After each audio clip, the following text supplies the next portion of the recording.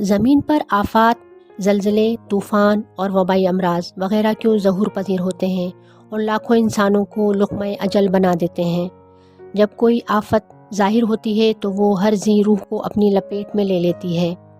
ज़हनों में इनगिनत सवाल उठते हैं कि ये सब कुछ क्यों कर होता है, कैसे होता है, क्या इसके पीछे तबई अवामिल होते हैं या कुदरत की तरफ से सज़ा। ये ऐसे सवालात हैं जो कभी ना कभी ज़रूर जहन में आते हैं। कुछ लोग खुलम खुला बरमला कह देते हैं और कुछ लोग अंदर ही अंदर शिकायत करते नज़र आते हैं।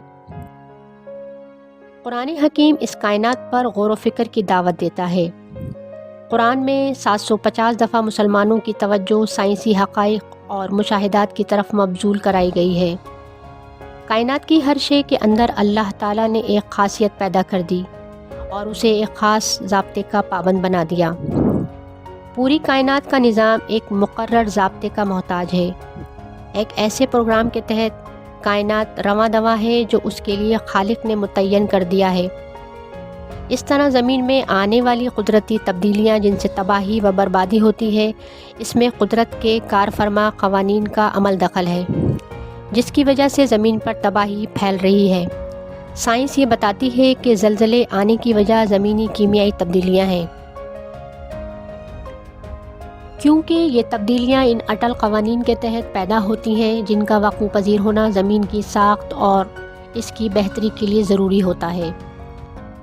अगर ज़मीन की हरकत ना हो तो ज़मीनी साख्त में हो सकता है कई ख़राबियाँ नमूदार हो जाएं। ज़मीनी मादनियात की तैयारी में पहाड़ों का जो किरदार है वो ख़त्म होकर रह जाए। नेज़ ज़मीन के अंदर पानी, तेल और गैस के ज़खायर जो कि इंसानी दुनिया के लिए फ़ायदे का बाइस है, इनकी तैयारी ना हो सके। लिहाजा अल्लाह ताला ने ज़मीन को इस अमर और ज़ाब्ते का पाबंद बना दिया है, वो इसी तरह हरकत करती रहेगी। अब इंसानों पर क्या ज़िम्मेदारी आयद होती है कि क्या करें, किस तरह ज़मीन के फ़ायदे हासिल करें और किस तरह इसकी तरह हरकत के मुज़िर असरात से अपने आप को महफूज करें। ज़मीन की हरकत यानी ज़लज़ले से अपने आप को महफूज बनाने के लिए इक़दामात करना ये इंसानों के लिए इंतहाई ज़रूरी है। इसके लिए ज़लज़ला पैमा आलात और महफूज अमारात और दीगर टेक्नोलॉजी की मदद से पेड़ की हिफाजत का बंदोबस्त किया जा सकता है। इमारतों को इस अंदाज से तामीर किया जाए कि ज़लज़लों से इन्हें नुकसान ना पहुँचे। पहाड़ों में बनाए गए मकानात को इस अंदाज से ऐसी जगह बनाया जाए जहां नुकसानात का अंदेशा ना हो। इस तरह की एहतियाती तदाबीर करने से ज़लज़लों से जानो माल को किस हद तक महफूज बनाया जा सकता है। लेकिन हमारे यहाँ सूरत हाल ही मुख्तलिफ है। आए दिन ज़लज़लों से कीमती जानें ज़ाया हो रही होती हैं। ना तो इदारों के कान पे जूं रेंगती है और ना ही लोग इस हकीकत को समझने की कोशिश करते हैं। शुमाली इलाक़ाजात में बाज़ इलाक़ों में बाकायदा इमारतों को बनाने के हवाले से कोड यानी एक कानून मौजूद है, लेकिन ना तो इदारे इस पर अमल दरामद कराने के लिए तैयार हैं और ना लोगों को इसका शऊर है। इसका नतीजा ये हो रहा है कि लोग अपनी मन मर्ज़ी के मुताबिक कई मंजिला कंक्रीट की इमारत बग़ैर किसी नक्शे और मंजूरी के तामीर किए जा रहे हैं। इसके नतीजे में ज़लज़लों की वजह से कीमती जानों का ज़या होता रहा। लिहाजा अल्लाह ताला की तरफ सारी तबाही मंसूब करना बिल्कुल भी दुरुस्त सोच नहीं, बल्कि हमें अपने तर्ज़ अमल पर भी ख़ुद गौर करना चाहिए।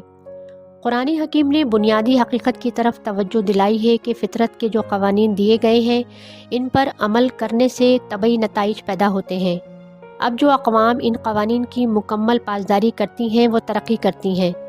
अगर हम एक कौम इख़लाक़ी ज़वाबित को तो पेश नज़र रखती है, लेकिन तबई क़वानीन यानी साइंसी तरक्यात और फ़ितरत पर तहक़ीक़ करके इसे अपने इस्तेमाल के काबिल नहीं बनाती और फ़ितरत की तब्दीलियों से इस्तिफ़ादा और बचाव के काबिल अपने आप को नहीं बनाती, तो लाज़िमन वो ज़मीनी और आसमानी आफ़ात का शिकार होकर मिट जाएंगी।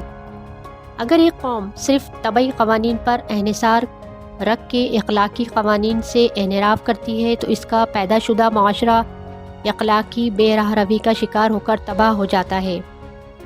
यानी जब कोई कौम इख़लाक़ी नाहमवारियों में मुब्तला हो जाती है, इसमें करप्शन बढ़ जाती है, तो नतीजतन इसकी तमाम मशीनरी अदम इस्तेहकाम का शिकार हो जाती है।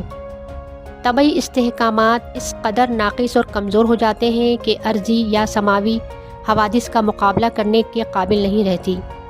قرآن حکیم نے ایسی اقوام کی تباہیوں کا ذکر کیا ہے جنہوں نے حوادث ارضی و سماوی سے حفاظت کی تدابیر اختیار نہ کیں اور تباہی سے دوچار ہو گئیں، کیونکہ خدا کے قوانین اٹل ہیں۔ اگر کسی علاقے کی زمین آتش فشانی ہے اور زلزلوں کا باعث ہے تو اس علاقے کی تباہی لازمی ہے۔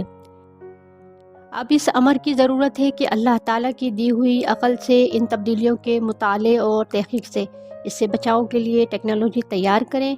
حفاظتی اقدامات کر کے معاشروں کو قدرتی آفات سے محفوظ بنانے کی کوشش کی جا سکتی ہے۔